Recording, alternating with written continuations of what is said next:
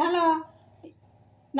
இன்னைக்கு நம்ம ரெயின்போ சேனலில் நம்ம ரெயின்போ சேனல் FD9CS இதில் நம்ம என்ன பார்க்க போகிறோம்னா இன்றைக்கி முடி பாருங்கள், முடியெல்லாம் வெள்ளையாயிருச்சு.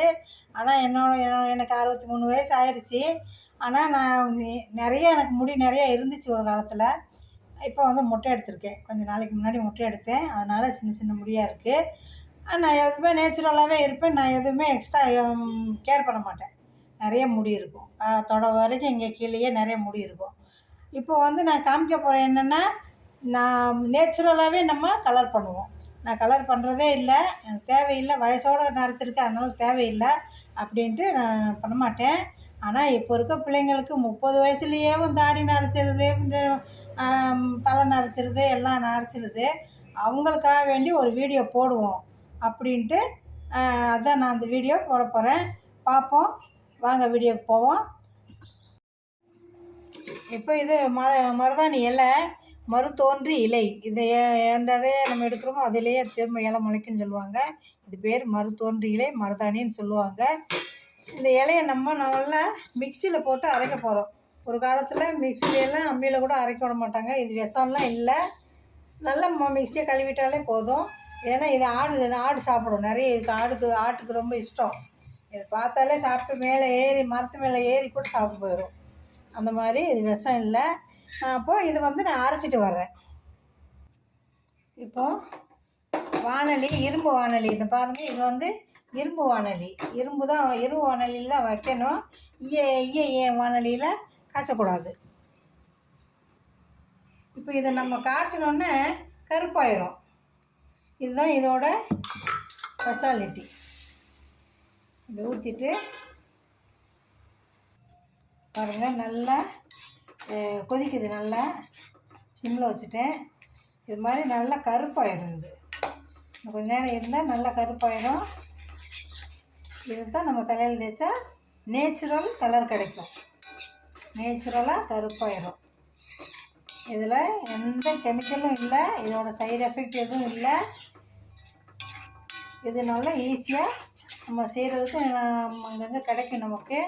அதனால் இந்த மாதிரி யூஸ் பண்ணி கலர் பண்ணுங்கள். இதை ஆற வச்சு கொஞ்சம் ஆறணும். இந்த பாருங்கள், எனக்கு இன்னும் நல்லா இந்த இரும்பு சட்டி வந்து கொஞ்சம் வெள்ளையாக இருக்கிறதுனால என்னமோ இது வரல. அதனால் இதை இப்படி இரும்பை போட்டு வச்சுருக்கேன். நல்லா இரும்பு போட்டாலே நல்லா கருப்பாயிடும். அது நல்லா இப்போது காய்ச்சின பின்னாடி இப்படியே கருப்பாக தான் இருக்குது. இந்த பாருங்கள், கருப்பாக இருந்துச்சு. அப்படியே இதை போட்டு நல்லா இன்னும் கொதிக்க நல்லா கட்டியாக காய்ச்சின பின்னாடி லேசாக வெதுன்னு இருக்கிறப்போ தலையில் தேய்ச்சிட்டு ஒரு அரை மணி நேரம் வச்சுட்டு நம்ம சல்லுன்னு குளிச்சுட்டா அவ்வளோதான். நல்லா கலர் ஆயிரும். சூப்பராக இருக்கும். அந்த கொஞ்சம் வயசுக்காரங்களுக்கெல்லாம் சேப்பாக இருந்தாலும் கூட பரவாயில்ல. நல்லா அது ஒரு கலரு. நல்லா கலர் பண்ணுறதுக்கு இது ஒரு நல்ல மெத்தேடு. அங்கங்கே நிறைய இது கிடைக்கும். எங்கே போனாலும் இது இருக்கும். கொஞ்சம் இலையை பறிச்சிட்டு வந்து இந்த மாதிரி காய்ச்சி வச்சுட்டா கூட நீங்கள் மறுநாள் கூட நீங்கள் தேய்க்கலாம். நல்லா வெயில் இருக்கிறப்ப தேய்ச்சிட்டு தலையில் தேய்ச்சிட்டு ஒரு பழைய துணியை கழுத்து கீழே கட்டிட்டு அப்படியே நல்லா தேய்ச்சி ஒரு அரை மணி நேரம் காய வச்சுட்டு அப்புறம் குளிங்க. கருப்பாயிரும், நல்லா கருப்பாயிரும். இப்போ இது தீயை ஆஃப் பண்ணோடனே இன்னும் கருப்பாயிரும். இது ஆயிடுச்சு, காய்ச்சியாச்சு. இப்போ தீயை ஆஃப் பண்ணிடுவோம். இப்போ நல்லா ஆறிடுச்சு. இது எடுத்துடுவோம். இது வந்து பழைய முறுக்கு அச்சு. எடுத்துடுவோம். எடுத்துட்டு தலையில் அப்ளை பண்ணி ஒரு அரை மணி நேரம் கழித்து குளிச்சிடணும். இப்போ இந்த மருதாணி எப்படி அப்ளை பண்ணுறதுன்னு பார்ப்போம். இந்த பாருங்கள், இந்த மாதிரி ஸ்பூனில் எடுத்துக்கிட்டேன். இல்லை உங்கள்கிட்ட ப்ரஷ் இருந்தால் ப்ரஷ்ஷில் கூட எடுங்க. ப்ரஷ்ஷில் நிறைய சிக்கி போயிடும். இந்த மாதிரி ஒரு பழைய துணியை கட்டிட்டு இந்த மாதிரி அப்ளை பண்ணுங்க.